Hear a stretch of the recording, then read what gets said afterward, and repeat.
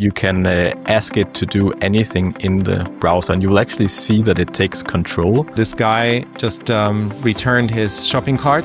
The car could have moved through. It actually waited to claim this spot. Yeah, I assume there's some reasoning capability involved there. Humanoid that's actually launching from next year. They'll be able to deliver to regular people like anyone. It's a little bit scary to me. I don't know if I would want to have a robot like this in my house, especially if other people can like basically peek into your house. Practically, I could really use a robot to just go and like pick up my cups, because then otherwise I end up having like 5 cups on my table, right? You probably also need some kind of transport system that transports those robots around. All right. Well, welcome again to this episode of HauseTalk. I'm here again with Felix, and today we're gonna discuss some new developments within AI. Basically, catch up a bit on what's been happening since last time. There's been, as always, a lot of stuff in the AI world. It seems like there are new headlines every day, essentially. So yeah, what do you think, Felix? Any what are your what's the biggest news in your mind since last time? Yeah, thanks, Anders, for having me on again. I'm excited to talk about all the developments. I think there's a couple things that really change, how we view AI. I think for me, one of the biggest is a study that Google did together with Yale, where they actually found that AI models don't just only operate within their distribution, so the data that has been fed in, but they can actually find novel solutions and novel ideas. And so that's, I think, one of the largest points that people have been criticizing for a long time.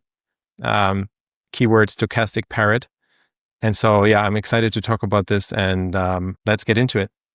Yeah, awesome. All right. So we're going to go through a few slides with some topics we have picked that we find quite interesting. And the first is that OpenAI actually launched their own browser called Atlas, basically a browser built upon the agentic AI foundation.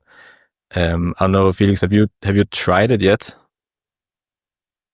No, I haven't tried it. To be honest, I'm a little bit hesitant because it's a browser. You need to give access to a lot of data, but I think I will probably try it out sometime. Have you tried it already, Anders? Yeah, I tried it just quickly yesterday, just to prepare for talking about it, because I've just been reading about it, and I installed it, and it's pretty cool. Like, essentially, you just have access to ChatGPT in your browser at all times. You can ask about anything related to the current website you're on, but then they also have agentic mode. So it basically means that you can ask it to do anything in the browser, and you will actually see that it takes control of your browser, just like you do in like when you use ChatGPT normally. But the difference, I guess, is that it's not running on like their sort of sandbox environment. Is actually running within the browser, and you see your own cursor move, and then they have this really cool glowing visualization where it looks very AI when it does. I think on Mac they're like using the high dynamic range of the display to really like make it seem like this animation is like almost glowing. It's like it's very, very bright compared to the rest. It looks really cool, actually. I think almost that effect is the best part of it, because the actual agentic movements of the cursor and all still a bit slow and still a bit buggy, but I guess it's a good step in the right direction. But you're right, like they do ask for a lot of data sharing, but yeah, I guess I just YOLO'd it, and then they even asked to make it your default browser, and then you get some free credits if you agree on it being I saw that. Your default browser. Now it's my default browser. Okay, and so you've been liking it so far? I only spent like half an hour in it yesterday, but so far it's okay. Yeah. I don't know what engine is behind. If it's like I think it's Chromium. Yeah. Because I saw some posts where people found some, leftovers of Chrome basically in the software. Yeah, I think for this topic, Anders, I'm going to be the one challenging it a little bit because I think it's an interesting development, especially it makes a lot of sense for OpenAI, right? They want to be on everyone's computer. Right now, Chrome has this option. Chrome is one of the most used browsers, and they have they have Gemini basically built in for different services. And then OpenAI, of course, also wants to do that. The agentic part, I think it's interesting, especially because it will bring agents to the mainstream.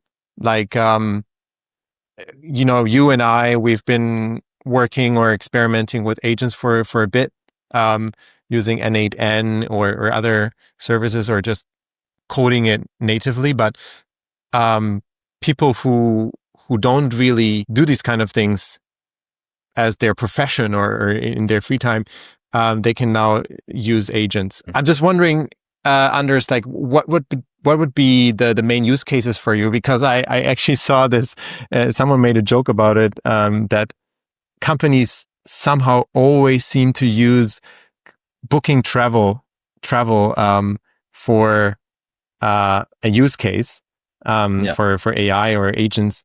And they were kind of criticizing that it's not really something that is too much work, or it's not really something that needs an agent. And so I'm wondering, like, what would be your use cases, or how do you see this utility of this feature? I mean, I agree that, I can sometimes spend a lot of time picking the best plane tickets and stuff, but I don't know if I'm comfortable just giving it access to my credit cards and go shopping on my behalf. But actually, I think this is one of the this is actually one of the features they're gonna promote, because I don't know if you saw, but they also just entered a partnership with PayPal. So the PayPal stock went up a lot. It basically means that PayPal will become sort of the native payment provider within ChatGPT, meaning that you will be able to ask ChatGPT to do all kinds of purchases on your behalf. That could be shopping, but I guess it could also be if it needs to use some kind of service during the agentic session where it needs to pay for a subscription or buy some AI credits on another AI service or something like that. So I do think like this part is gonna be quite central, but yeah, I don't actually know. I think a good use case, because until everything becomes AI, we are still going to have a lot of user interfaces, like GUIs, basically, that may seem a bit old school. Like Webflow is one example I'm still using, which doesn't really have AI capabilities, and I feel it feels very strange for me to sit and drag the mouse around and put in data in all the fields and click all the fields. It takes forever, and I'm like, if they had AI, the AI could fill all this information out in no time, and I could update this website very quickly.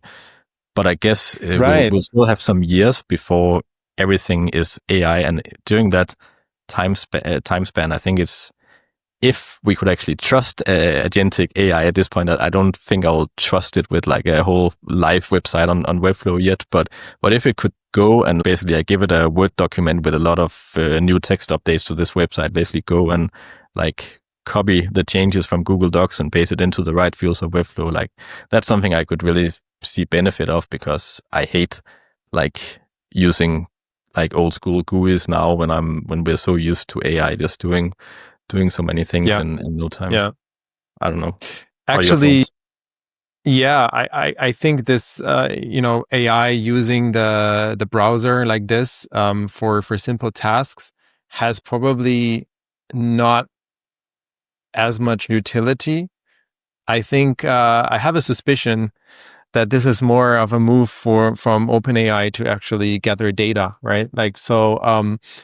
we talked about this, I think the other day, that, for example, for real world AI, you need a lot of data. You need videos, for example, for the humanoid robots to teach them anything, right? And I think in the same way, you would need also videos of people using computers, and also, for example, the AI using the computer to have this learning loop, reinforcement learning.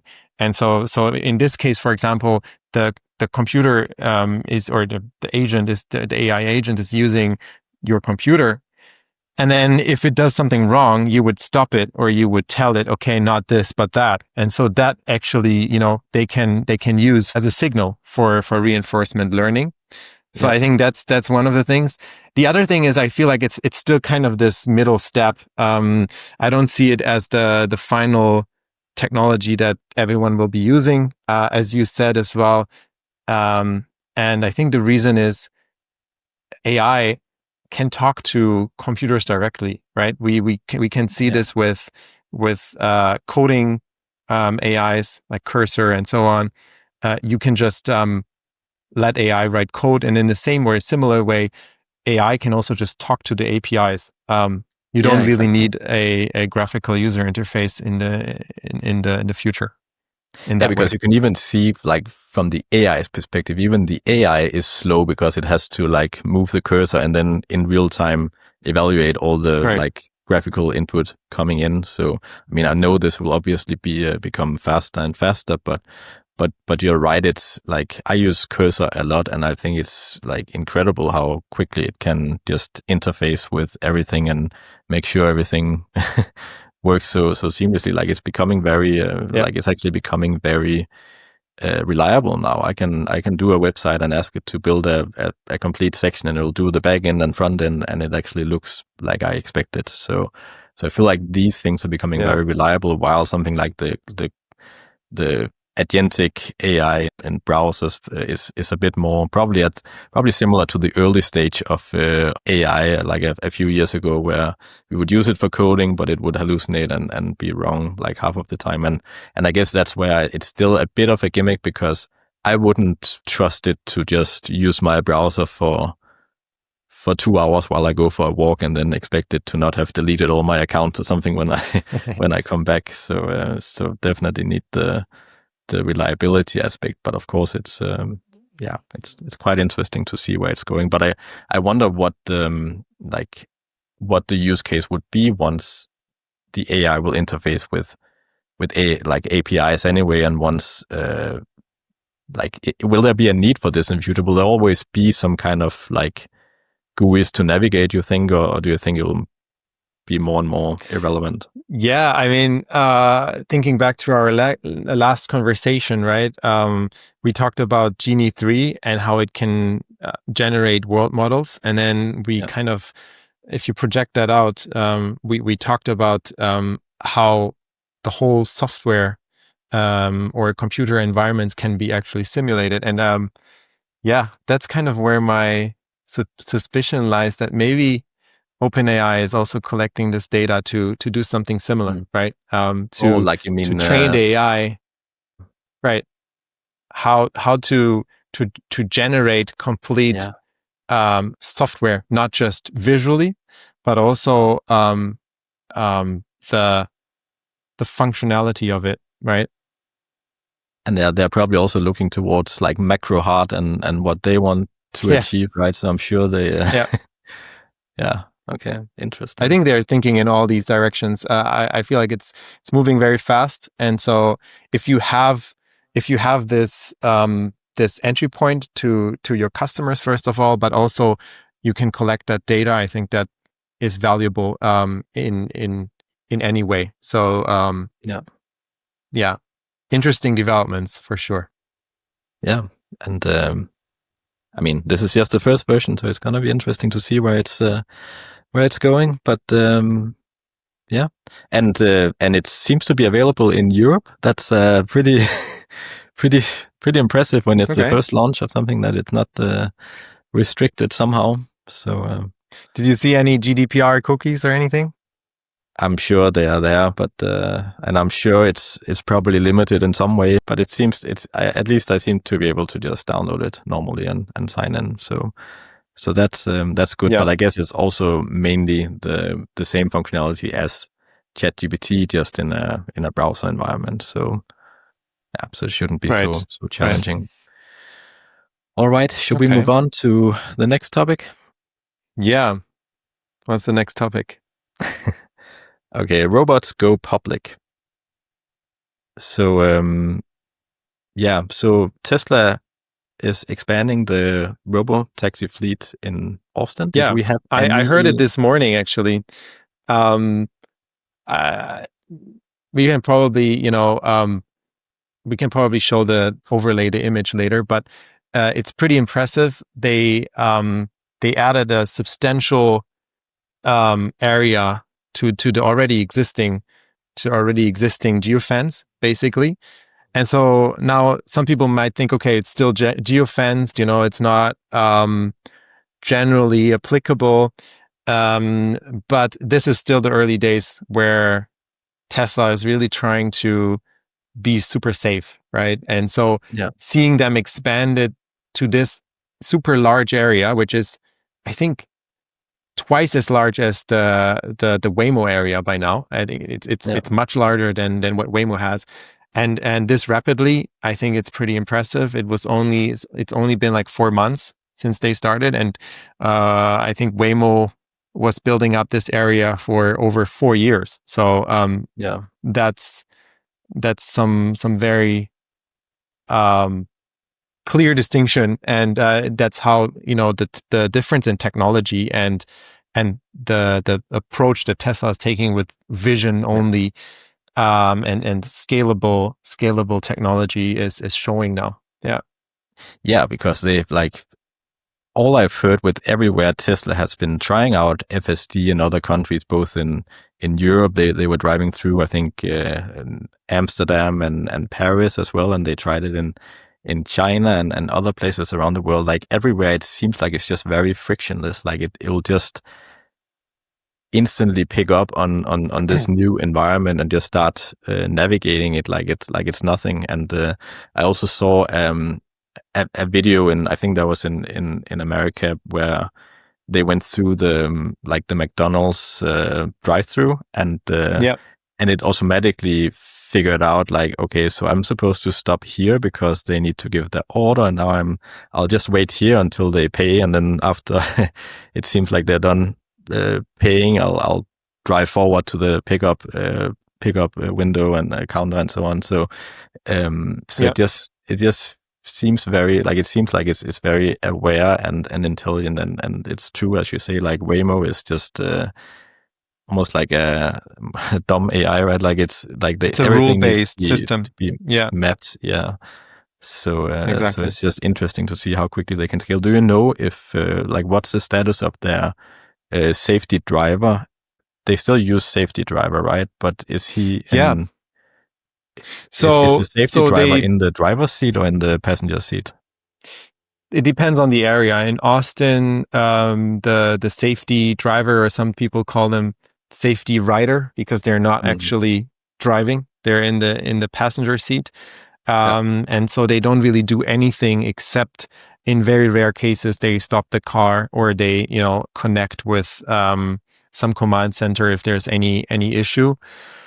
I mean, there will be always some connection to the command center needed. This is just for precaution, and also there's some cases where maybe it's not safety critical, but the customer wants to go somewhere else, or there's just some issue with the road that cannot really be fixed by the car itself. So we need this connection. But in San Francisco, in the Bay Area at the moment, there's still a safety driver in the driver's seat, and that's just because of regulation. They in California, the rules are a little bit different, and they need someone in the driver's seat for a certain number of miles. So they need to collect a certain number of miles, and they need to hand in that data to the authorities, and then they will assess and they will eventually let them take out the safety driver.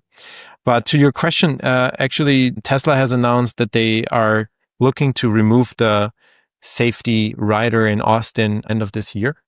So I think at this point, it's just really a precaution. They are allowed to remove the drivers in Austin, and most of the time they're not doing much. And if there's any support needed, it can also be done via remote. So I'm pretty excited for this to happen. That would be another milestone. But we're already seeing now that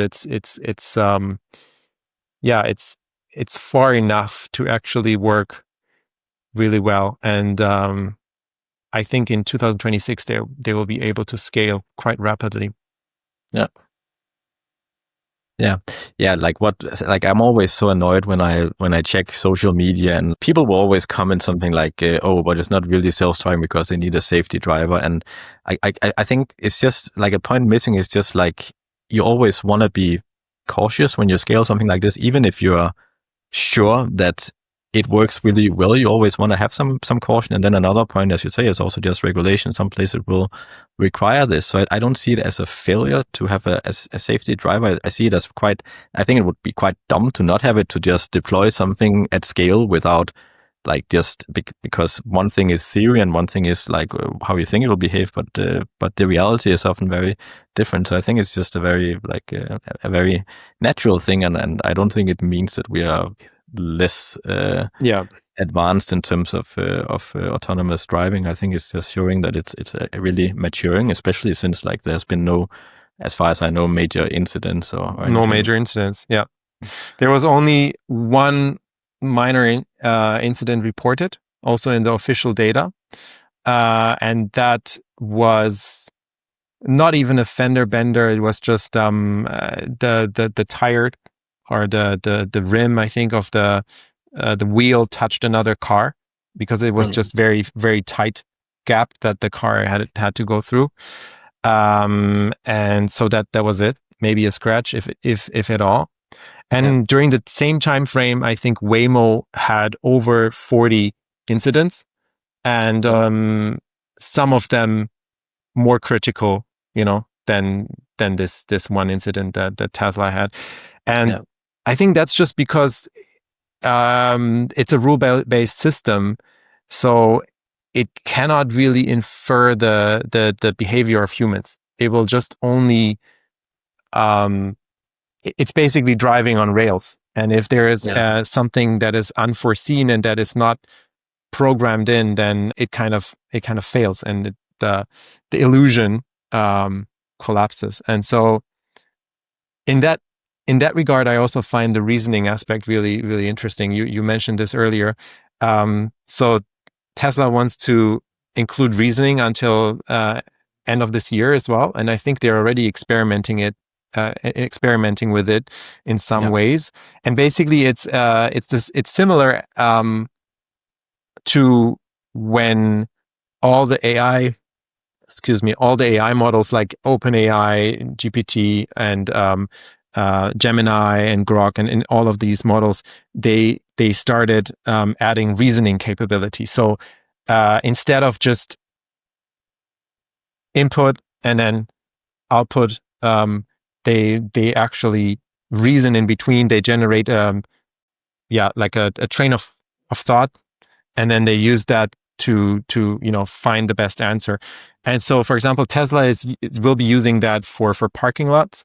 So instead of just driving up and going into the first gap that it sees, it can actually think and reason where there will be a spot opening up, where should I park for the best accessibility, and so on. And so I think that's very exciting. And I think you're showing some little clip. Maybe we can play that. Yeah, I think that was actually Tesla that shared it on X, where it says FSD can recognize people's gestures indicating they're about to leave a busy parking lot at Costco. So this prompts FSD to hold and wait until the car departs and parks seamlessly in the exact spot.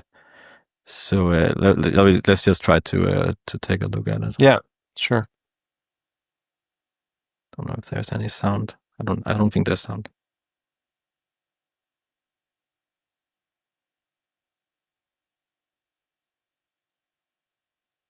Yeah, so maybe I can comment a little bit. So this guy just returned his shopping cart and is now backing out of the parking spot. And even though the road was clear, right? Tesla could have, the car could have moved through.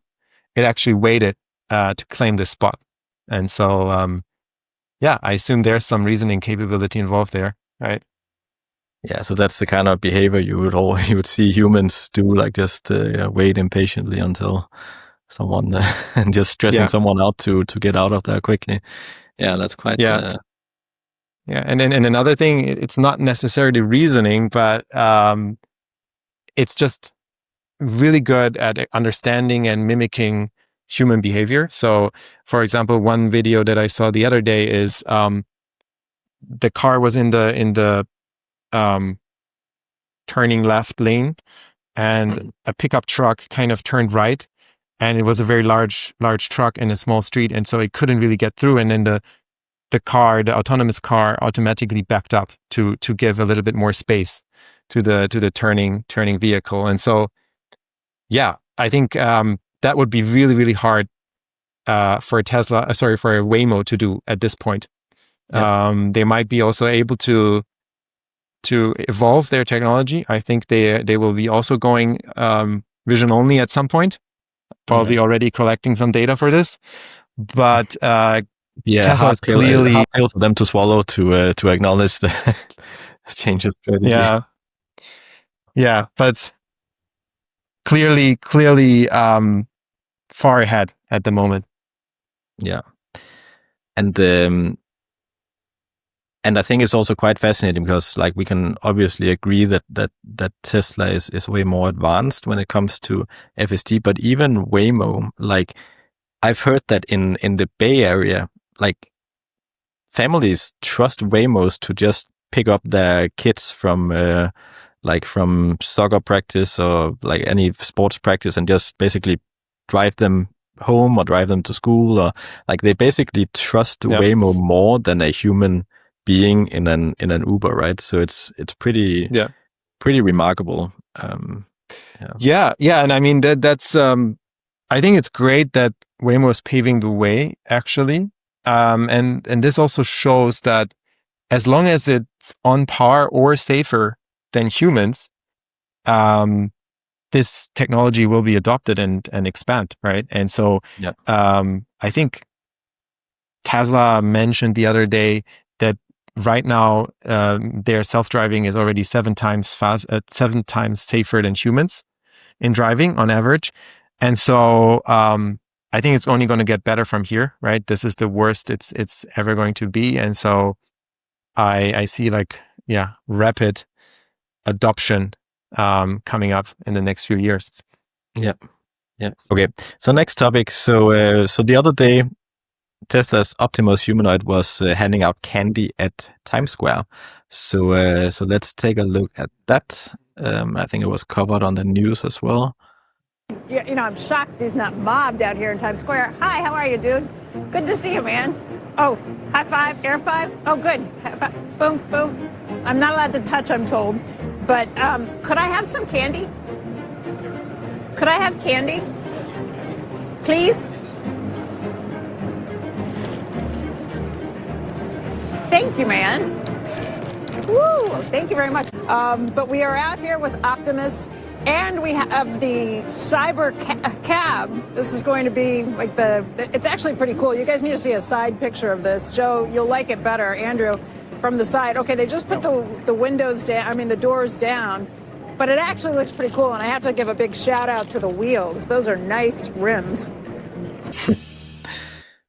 So what do you think about the candy picking up skill? Yeah, so I mean they clearly seem very excited, and I think it is pretty exciting. But let me just make a couple comments on this. So this is Tesla's Optimus robot Gen 2. So it's a robot that was already developed, I think last year, and then this year they've been producing some of them, mainly for training through teleoperation, and also showing them off like this.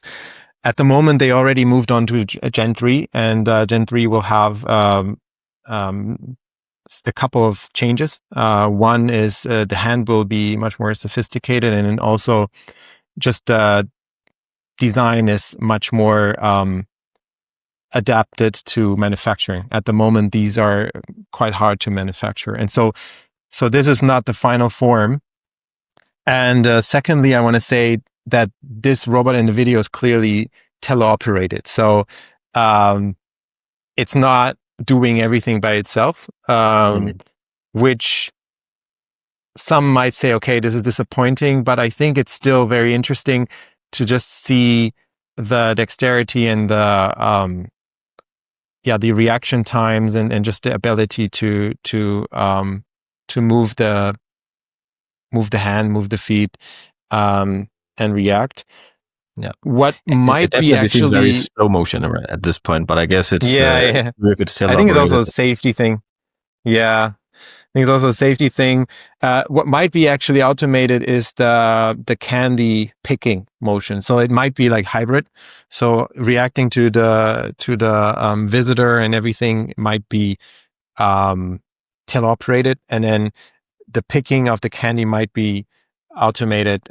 Why I'm saying this, I saw a different video where it kind of missed the candy and then kind of pushed the candy a little bit closer and picked it up, and it looked pretty exactly like when Figure One, a different humanoid robot company, showed off their robot, and the robot was kind of placing and picking parcels. And so that was completely closed loop end-to-end AI. And so AI is able to actually error correct and to really granularly and precisely pick things now and adapt also to the texture or the material of the object. And so that's pretty impressive, and I think that's one of the prerequisites if we ever want to use that in actual use cases and work and so on. And I believe, correct me if I'm wrong, but I believe this is also the old hand, right? Like it's not the... Yes. Yeah. So I think that makes a huge difference, because it probably seemed a bit clumsy in this video, but this is really the old, like they've invested a lot in making a new hand that's like very optimized, because arguably the hand is probably the single most important feature of a humanoid robot, because humans do most things with their hands, right? So and one of the reasons why they're showing it, why they don't show off the new robot yet, is also because there has been a lot of copying in the past. So Tesla also did some very in-depth presentations, and then a couple months later there was some company, usually from China, that had copied pretty much exactly the same architecture. And so I think that's one of the reasons why they are holding off a little bit until they actually bring it into production and want to advertise it.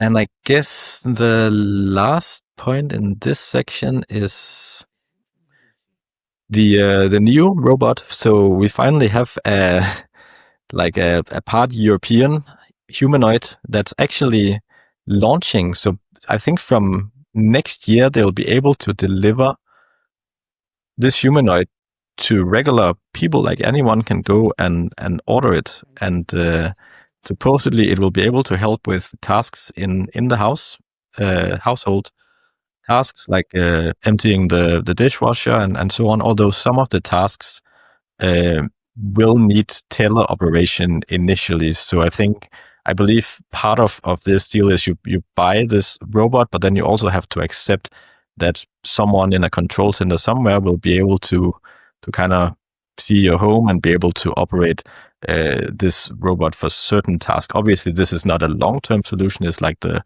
first version. So what are your thoughts about this? Yeah, just maybe for the viewers that don't know, like teleoperation is basically if the robot is not controlling itself yet, but at least it's assisted or fully controlled by someone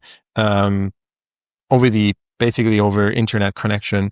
And so this person, this controller would typically have either some bodysuit or some game controllers, similar to game controllers, to capture the movements, and then they will be mirrored in the robot. And so that's how they control the robot. In terms of this one, yeah, do we want to watch the video or? Yeah, I think we can. Yeah. Okay. My name is Bernd, and today we're launching Neo, our humanoid for the home. Neo, the robot, Nini. Let you live with it. Yeah. You're just not telling me? Well, what does it do? Like my chores, I just leave and I come back and they're all done. Are you kidding me? No.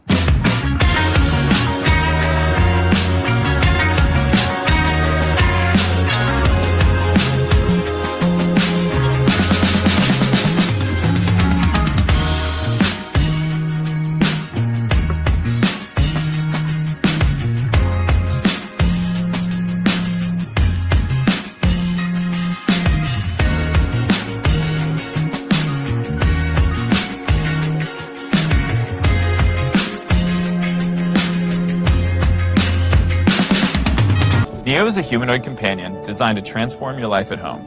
It combines AI and advanced hardware to help with daily chores and bring intelligence into your everyday life. Neo was engineered from the ground up for safety. Its tendon-driven body is quiet and lightweight. Its low-energy motions make it uniquely safe for you and your home. But safe doesn't mean limited. Neo's hardware comes packed with features like human-level dexterity and a 55-pound carrying capacity so that it can handle any of your chores reliably. We also worked really hard to make Neo's design friendly and comfortable to be around. Each Neo comes with a machine-washable knit suit, a head, and shoes that you can customize to fit your style. As for using your Neo, we made the experience simple. Out of the box, the core of your experience is fully autonomous. The chores feature lets you schedule a time for your Neo to do all of your chores so you can come back to a cleaner home every day. With the AI companion feature, you can talk to your Neo to get assistance with anything from a hard question to a household task. With Neo's autonomy, you can get access to all of its latest AI features to get help with tasks on demand. And the Neo app lets you interact with your Neo from anywhere. But all you have to do to get started is turn on your Neo and introduce yourself.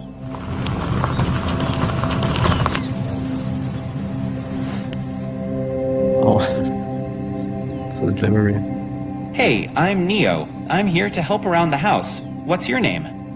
Harry. Nice to meet you, Harry. When you have a question or want something done, just let me know.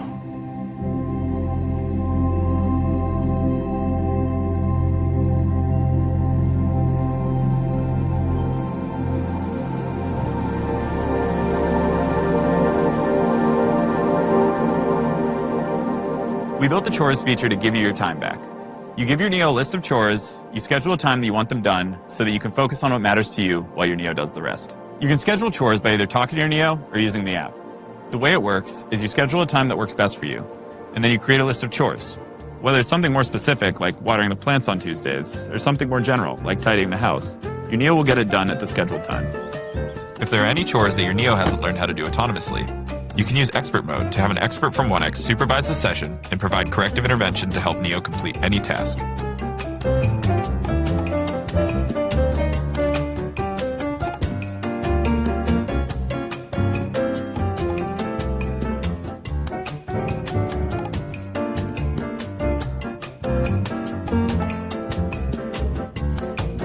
Anytime you're away from home and you want to see what your Neo's up to, you can open the app and see directly from Neo's point of view.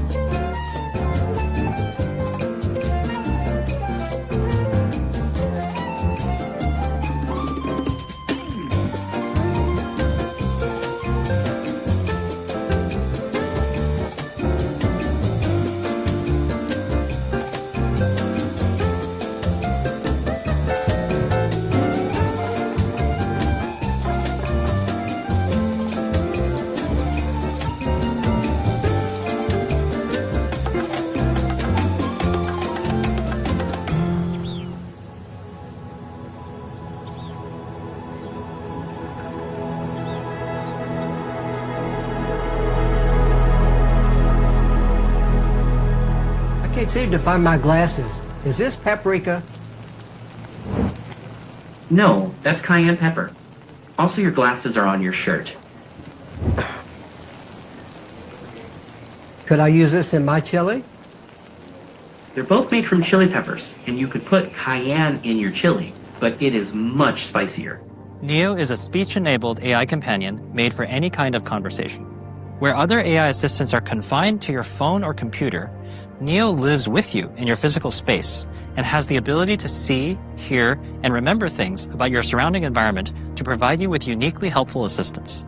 For example, it can suggest what to cook based on what you have in the fridge, remember your progress while teaching you a new language, and even give you interior design advice. The gestures and the light rings express Neo's intentions. Its audio intelligence can also pick up on whether you are addressing it or someone else in the room to decide if it should respond or not. As you might expect from a home robot, talking to Neo with natural language is the primary user interface for all of Neo's functionality, including autonomy. Your Neo comes with Redwood AI, enabling it to do basic household tasks autonomously. Yeah. No, for sure. Okay, 1 sec. All right. Yeah. Hey, Neo! Can you get the door, please?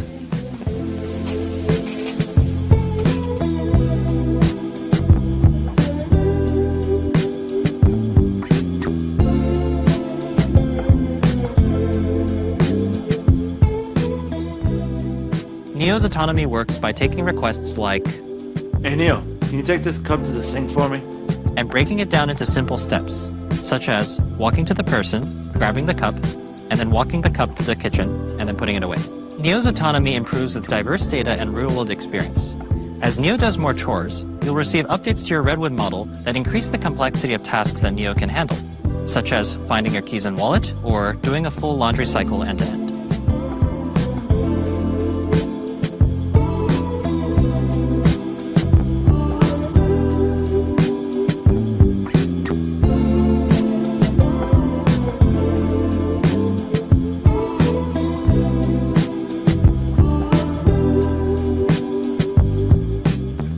Eventually, Neo will become fully autonomous, capable of helping you with anything around the house. Pre-order your Neo today at 1x.tech. Subscription. Oh. 20,000. Okay. $4.99 per month.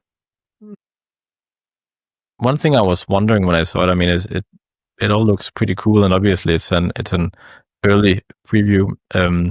So in terms of the teleoperation, like, I wonder if it's actually possible to teleoperate it yourself, because I could even, when I saw this view of like you see through the eyes, like I could imagine just sitting on the couch doing the dishes with a VR headset on or something, right? Like if you feel a bit lazy to actually do the laundry or dishes, like at least you could teleoperate it yourself, so you don't have to wait for like an external teleoperator. I mean, that could be cool. I don't know if that's gonna be a feature, but just a thought. Yeah, I think you can probably do this. I think in the video they also show a short clip where someone is actually teleoperating it right next to the actual robot.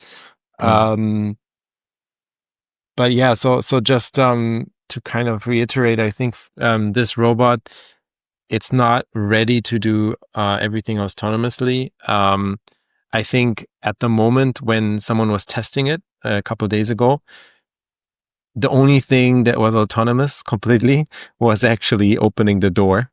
And all the other tasks were teleoperated. But I find this that said, right? I find this a very interesting approach. It's a little bit scary to me. I don't know if I would want to have a robot like this in my house, especially if other people can like basically peek into your house. This is not targeted at the mass market, right? So this is really targeted at early adopters that are just interested in trying it out, and not really for the actual utility of it, but more as a hobby, I guess.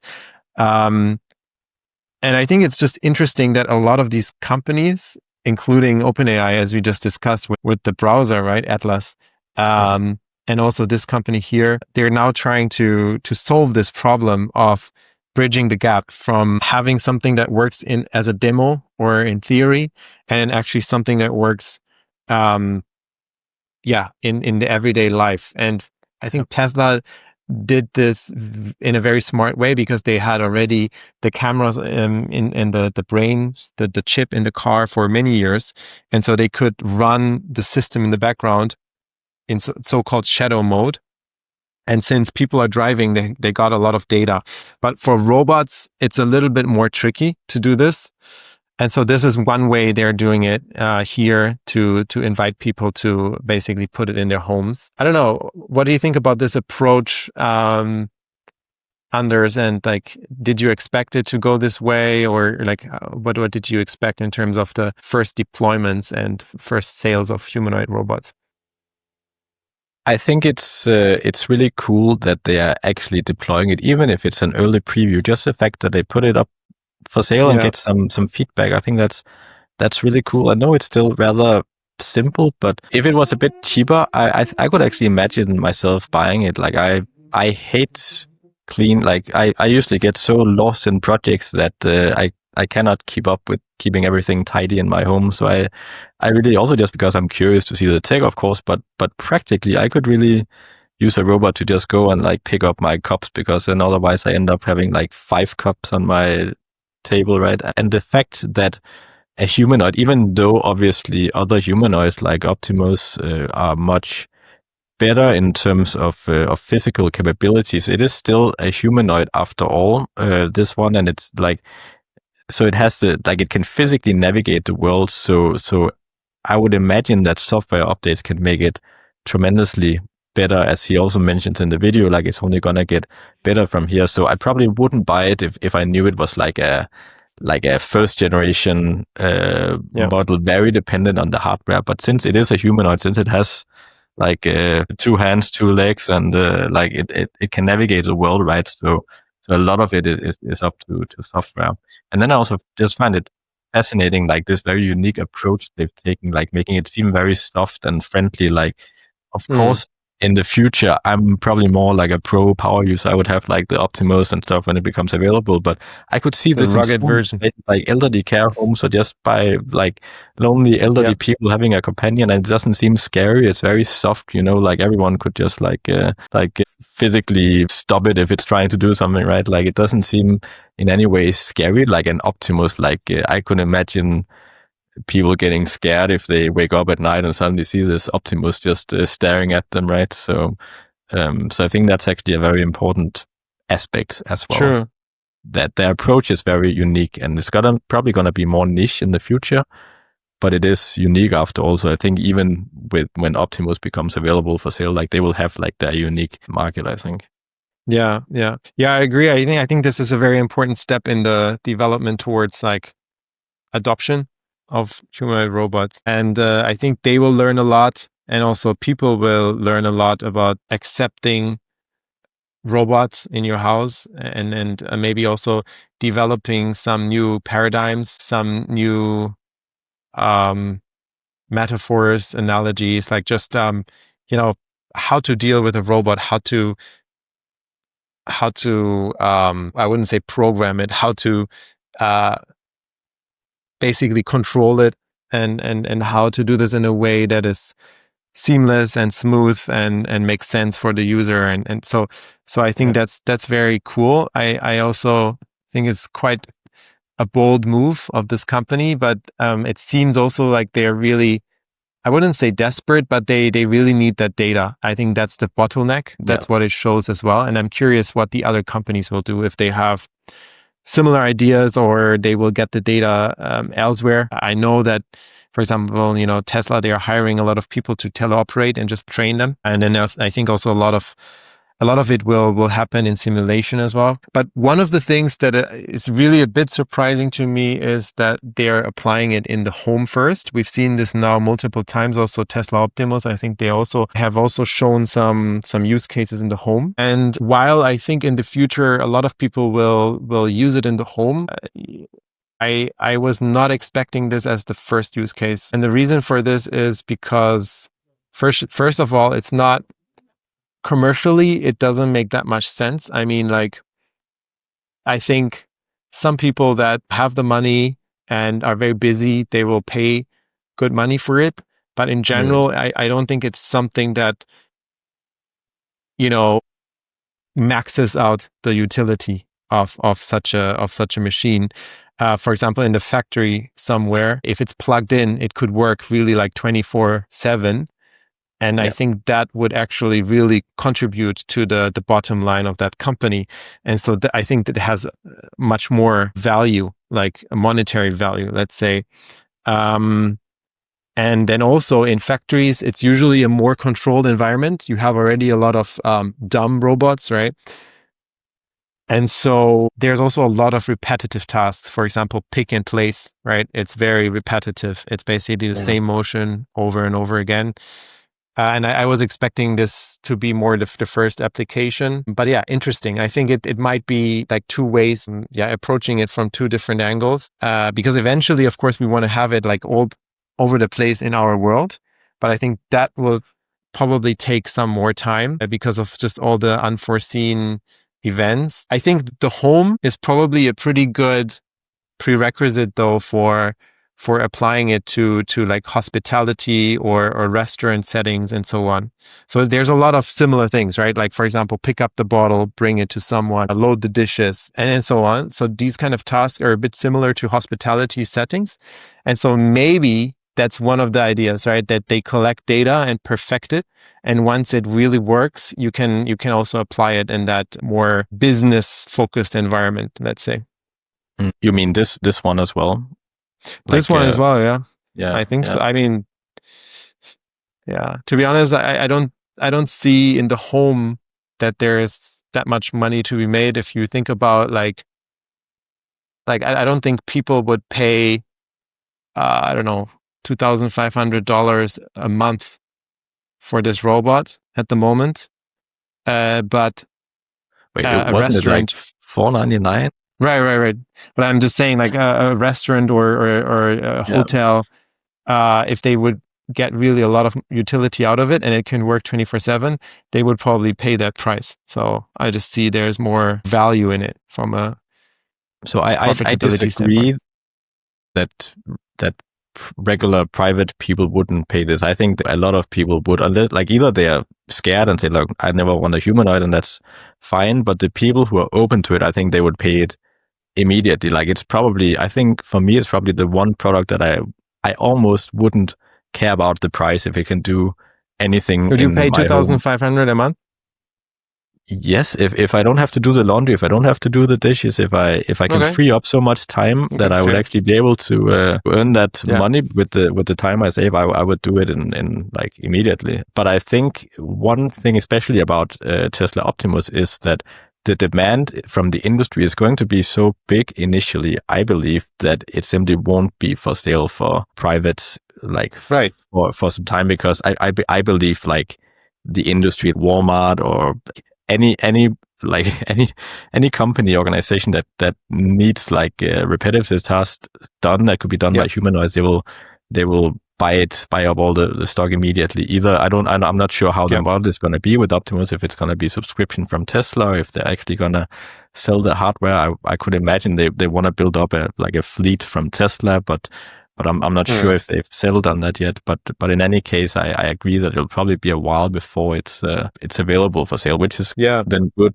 that we then have like alternatives like Neo. But And I think a good way to think about this is if you look at the autonomous cars, like for example the cyber cab that Tesla is building or developing right now.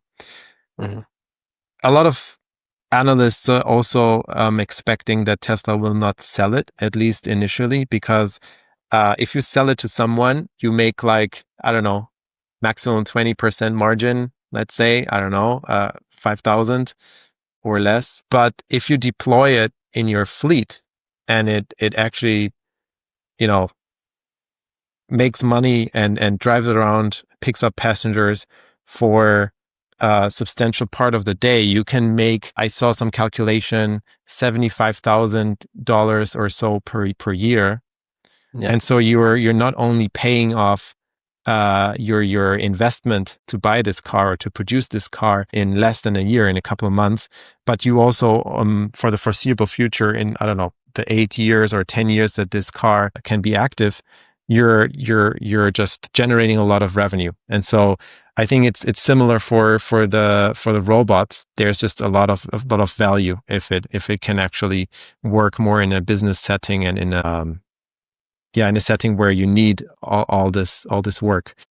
But I think that would be exactly the same if you buy it privately, right? Like, I think there's going to be this whole economy around this where, okay, so you buy a humanoid for your home, but then maybe when it's done doing its task, you give it a part-time job at the local grocery store. Go down and like start putting items on shelves, right? Like, so it's probably gonna be like almost like an Uber app, but for like work getting done at any imagine business that just needs an extra set of hands to like a task rabbit, I think. Yeah, exactly. Maybe we should pitch this to them. I think they should already start, building this whole platform.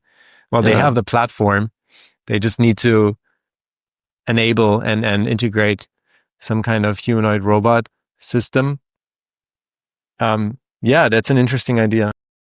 Could you imagine also just between like private people, could you imagine just like, okay, you imagine you have a big house and a big garden and you have to like do a lot of work in the backyard. You gotta cut the lawn and the trees and like take out the like trash and so on, and then you just like use this app to just call like a fleet of 10 humanoid robots that just come marching to your house and just starts like helping you out in the garden, right? Like it's pretty I think that's a pretty interesting way to think about it. It's just like breaking down the tasks even more and doing like kind of micro tasks, offering it as a micro task.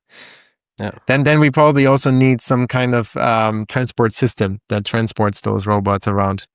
I don't know if you've seen the iRobot movie. They have these kind of autonomous pods, these cars that the robots are transported with. So yeah, something like the robo-van we need to transport robots probably in that case. Yeah. I mean, I guess they could take the bus, but it'll also just fill up the public transportation if we have to reserve half of the space to humanoids, right? So that would be funny. All right. So moving on, next topic. So Google and Yale had a cancer breakthrough using AI as well. I don't know if you can talk a bit about that, Felix. Yeah. So I just want to, set up this topic a little bit before I talk about the Google and Yale research. Currently, a lot of people are talking about AI bubble and whether we will see a bubble bursting in the next couple days, months, and years ahead. And so Anders and I have been talking about this quite a lot, and it seems like there is a lot of investment going in. We don't know if this investment will pay off.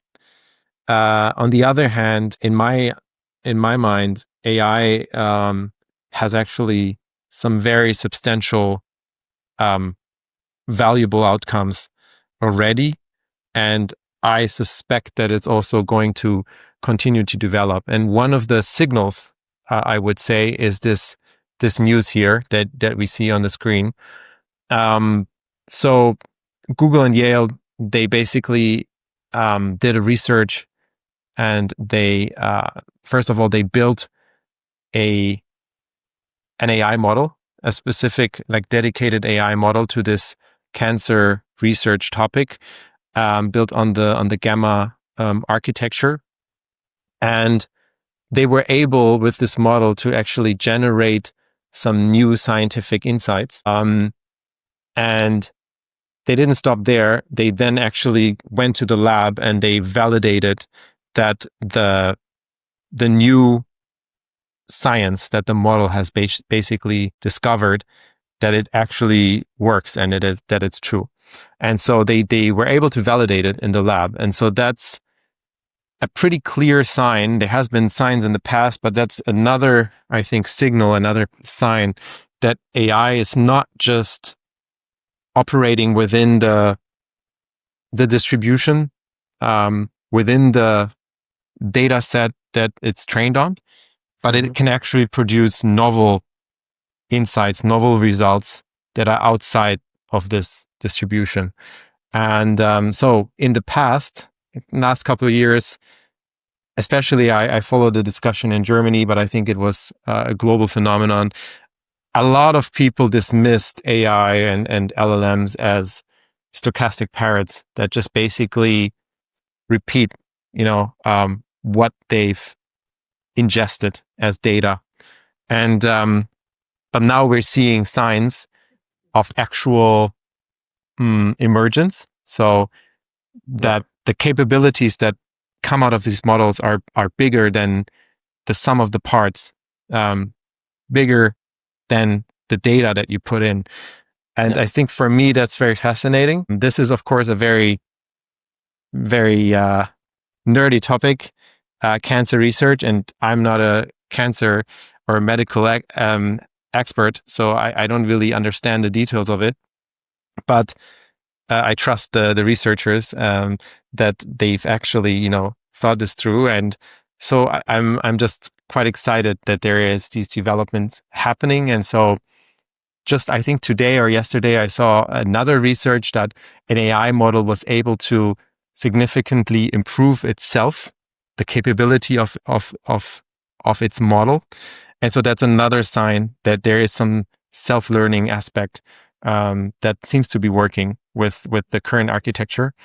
And I think that's just very hopeful that it can continue like this and can produce even more valuable outputs and results.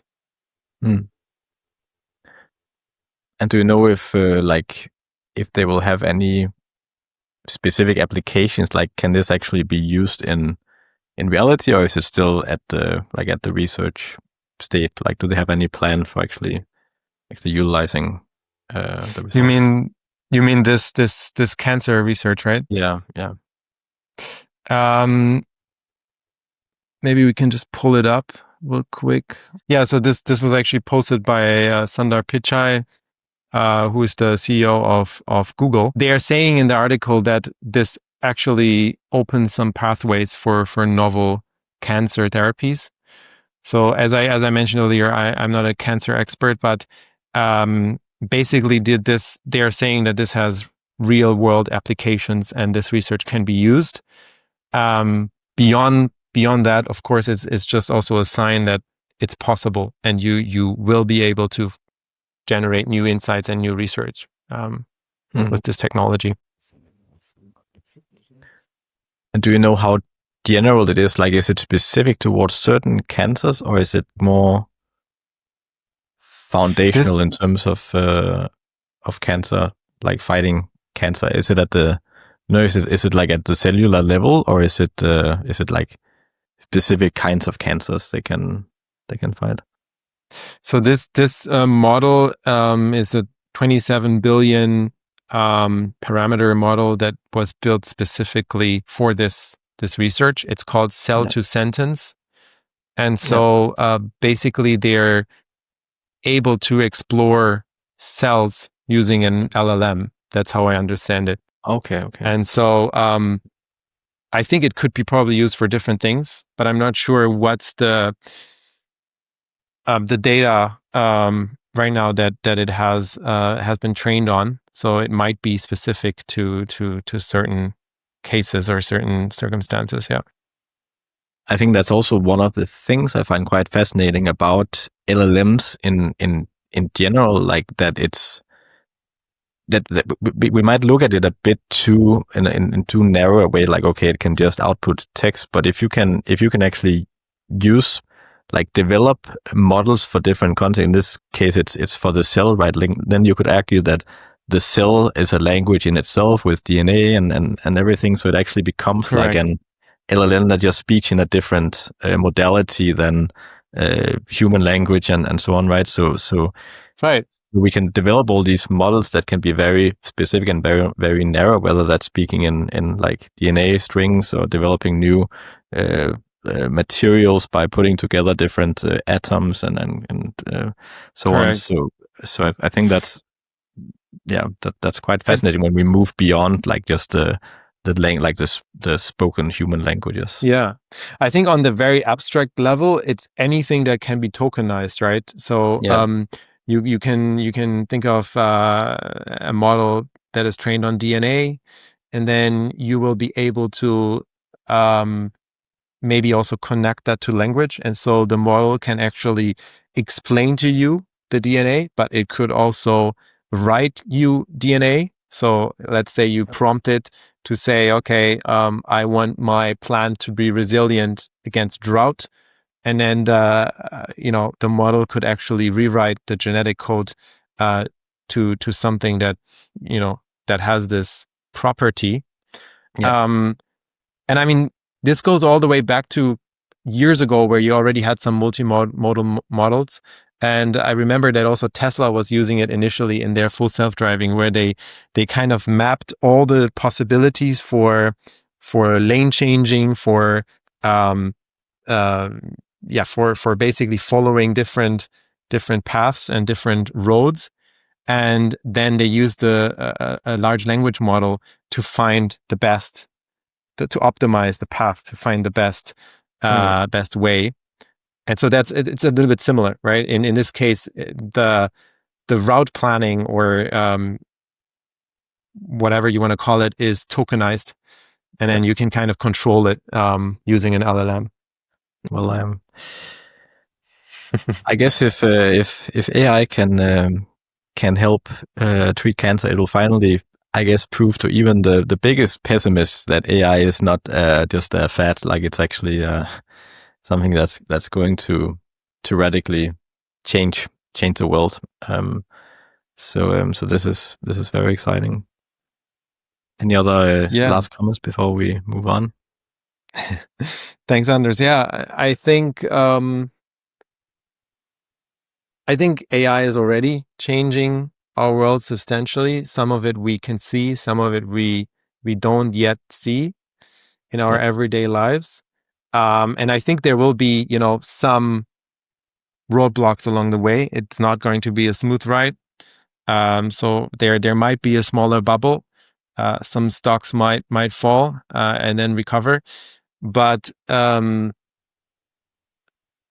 don't see at the moment this widespread bubble that, like, the notion that AI is just this trend or this fad, as you said, and that it's there's no substance behind it and no value. It might be a little bit overheated at the moment, but that we will see. I think that's quite natural. Like everything at some point gets overheated. Like you see, even gold the other day got overheated, and it's taking a bit of a pullback. And I mean, that's just how it is. Like once retail investors come into a market, it will get pumped. Like I saw a video from Australia that people were lining up on the streets to buy physical gold, and then you kind of know, okay, now it must be the top. But even though there are these pullbacks, we can say the same for AI, but also in the financial world. Like the bigger trend is just like going towards hard assets, debasement in the financial world. So there will be pullbacks along the way, but it's still part of a bigger trend that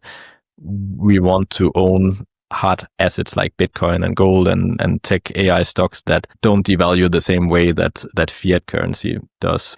I think both in AI and in the financial world as a whole, we will see natural pullbacks, but that doesn't mean it's necessarily a bubble. Like you could also argue that .com was not necessarily a bubble. It just basically, like back in the year 2000, like there were so many companies popping up that everything that had to do with the internet would be invested in. But obviously, not all companies had actual value. So the actual bubble was just basically figuring out, like, okay, what are the companies that are actually legit and sustainable, and they also survived, right? Like we have the Magnificent Seven and all the big tech companies today, but it just basically flushed out all the companies that just went on the hype train. And I guess it's the same we see today with AI, right? Like some companies are probably hyped more than they actually create value, but then we have players like Nvidia, Google, like obviously they will remain. Yeah,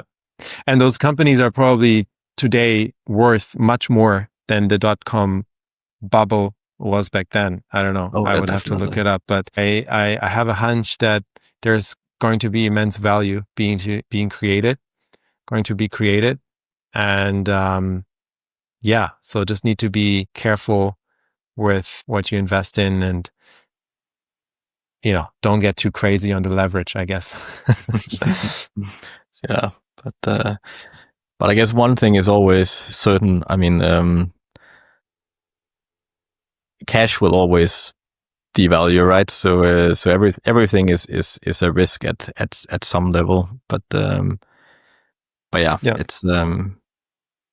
it's interesting. I guess that was it for now, and we'll be back soon with some new interesting topics. And to everyone, thank you so much for watching this episode of HauseTalk, and thank you to you, Felix, for joining once again. I hope to do this again soon. And so stay tuned for more. Thanks, Anders. It's always great talking to you, and there's always a lot of exciting things happening and coming out. So I think we will talk again soon, and I'm excited. All right. Well, see you. Bye. Bye.